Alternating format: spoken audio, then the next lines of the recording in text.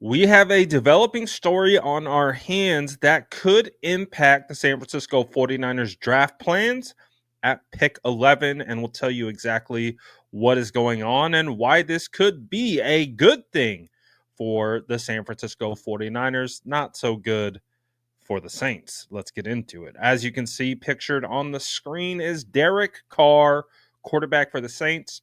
I believe he'll be making $40 million next year, heading into the final year of his deal with New Orleans. Now, there is a report that just came out from Ian Rappaport that says there is an issue with his shoulder, and that could actually require surgery, which will severely impact his availability in 2025. Now, again, why does this have an impact to the San Francisco 49ers? It's all in relation to draft order.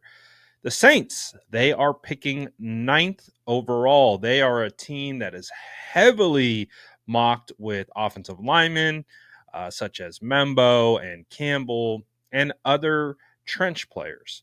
And as we know, the San Francisco 49ers are definitely in the market for those kinds of guys. Now, if there is a serious concern about Campbell, this could really ramp up the potential chances that the Saints will select a quarterback. So this is fascinating because how this works is you look at their quarterback room. They have Spencer Rattler, they have Jake Hayner. Both those guys struggled last year when they had to play with Derek Carr during this injury. Um, just coming out right now from Deanna Rossini, basically saying that Derek Carr's shoulder development did not come as a surprise to the Saints. Surgery is being contemplated as both sides analyze the next step for the player and the franchise. Carr carries a $20.4 million cap hit in 2025, but I do believe his total value of his deal is $40 million. So again, this becomes a very very interesting situation because what does this mean for the future? Does this mean the Saints are going to take a quarterback at number 9? And if they do, who is that quarterback? Is it Jackson Dart? Is it Shador Sanders? Either one, I think we already know Shador has kind of been hanging out in that top 10 category, but there's a lot of rumors and speculation that maybe he could slide out. And there's been a lot of rumor and speculation that you have Jackson Dart, Ole Miss quarterback, who has elevated his stock a ton.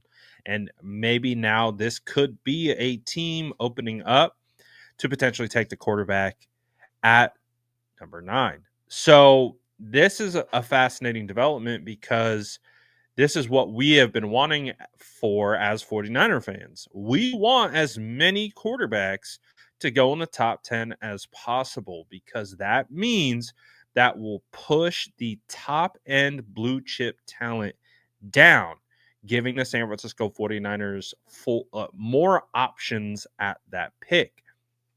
So again, maybe this could also, I don't know, cause a team who is maybe hoping to get a quarterback a little bit later, maybe cause them to trade up in front of the Saints. I don't know. It could, supply and demand. It could create a scarcity now that another potential quarterback needy team that wasn't perceived to be potentially drafting in the top 10 a quarterback could now do that. So this is to me a fascinating scenario and a good thing for the San Francisco 49ers. Like I said, they're picking right outside that range. This isn't a top heavy class. It's really not. And basically from 11 to like 40, you can get like a pretty similar range player, like that could have a similar impact. So that's why I've talked about the 49ers might be a great candidate for a trade back scenario. Move a couple picks back, add more in the top 100. You'll still be able to get a caliber of player that you would be able to get at 11, unless some of these guys fall out. Does a Mason Graham fall out? Does you name it?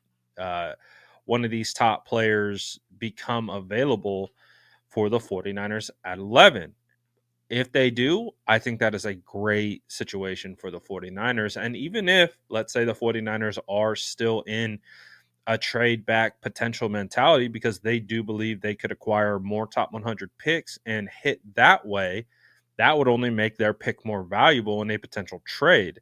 So I deem this again. It's unfortunate for Derek. I feel bad for him, but we don't cover the Saints. We cover the 49ers. And when I look at the impact to the 49ers draft, this is pretty substantial. Like this could be something that can kind of change the whole trajectory of the first round potentially, more so in regards to the top 10.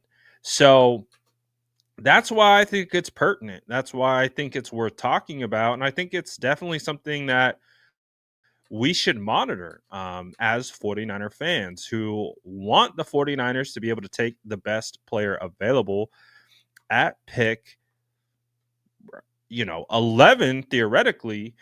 But I don't know. This is an interesting one with how this could impact the Niners. So I feel like you can tell me in the chat if you agree or disagree, but I do feel like this really pushes the Saints into that quarterback conversation because I personally don't think Rattler is someone that you can just, hang your hat on like, oh, this guy is our future franchise quarterback. He might be.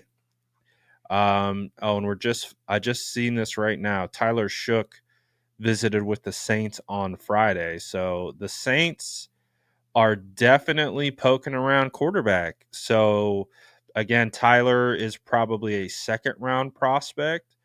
But again, there's no guarantee that he would be available in that spot in the second round where the Saints are picking. So I think this is a really fascinating development. I don't think the Saints would want to go with a Jalen Milroe or any of these other guys when you have the opportunity to potentially take a Jackson Dart or a Shador Sanders. It just comes down to preference at that point. But it does seem like again, reports are coming out uh, that it does appear that the Saints are active in the quarterback hunt. So again, a fascinating development for this situation. So we will see how it all plays out. And you let me know what you think in the comments below. And as always, make sure to like and subscribe for more updates.